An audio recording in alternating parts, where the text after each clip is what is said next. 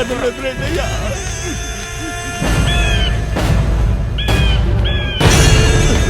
దొరికాడన్నయ్యా కొడుకు. అరే పోతరాజు, నేను దేని మీద పెద్దగా దృష్టి ఎట్టనురా. మనిషి మీద అసలే పెట్టను.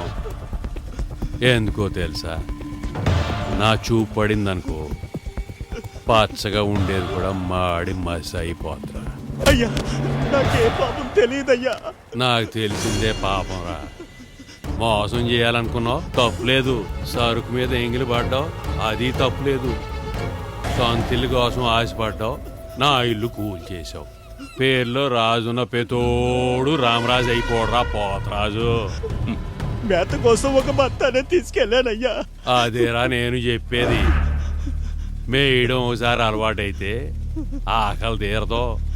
వీలు చిక్కినప్పుడల్లా తినేయాలనిపిస్తుంది. కౌంట్ ఎంత ఉందిరా తమ్ముడు? 42, 43 ఉందన్నయ్య. 30 కౌంట్ రావాలంటే మనం బలంగా ఉంటే సరిపోదు. మేత కూడా బలంగా ఉండాలి. ఈడు మొహం చూడలేకపోతున్నాను కానీ తీసుకెళ్ళండి.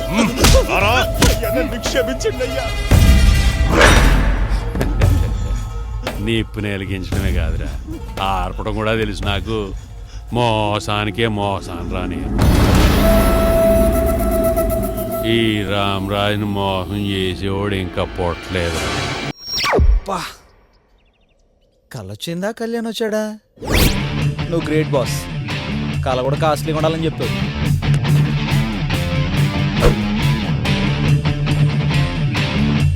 ఏంటి బంగారం అదోలా చూస్తున్నావు? స్నానం చేసి వచ్చేస్తాను, ఇద్దరం కలిసి బయటికి వెళ్దామా?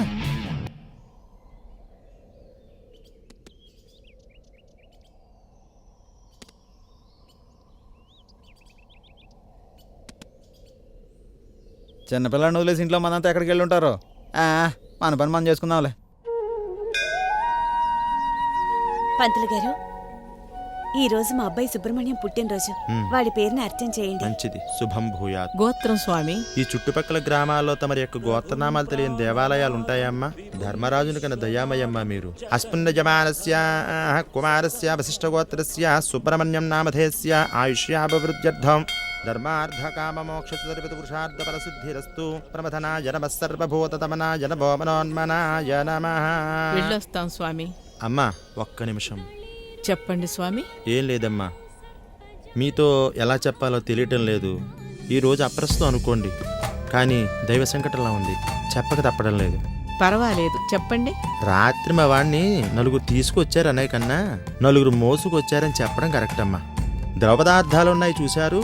ఈ నాలుగుకి కాశీలో ఉన్న గంగాజలం, మా ఇంట్లో ఉండే గంగాళంలో జలం తప్ప వేరే రుచి ఏమీ తెలియదు. పిల్ల రాక్షసులు ఆకు కలిపింది మానేసి కోకు కలిపింది తాగుతున్నారు. తెల్లవారులు ఒకటే కలవరింతలు. ఏదో 65 ఉల్టా, ఎగ్గుల్టా, బొగ్గుల్టా. గాయత్రి మంత్రం జపిస్తూ ఉంటాం, నిష్ఠాగరిష్టంగా ఉంటాం. శుచి శుభ్రం లేకుండా ఏవేవో తింటూ ఏవేవో తాగుతూ ఎక్కడెక్కడో తిరుగుతూ రాత్రిలింటికి వచ్చి మమ్మల్ని భయభ్రాంతులు చేస్తున్నాడు.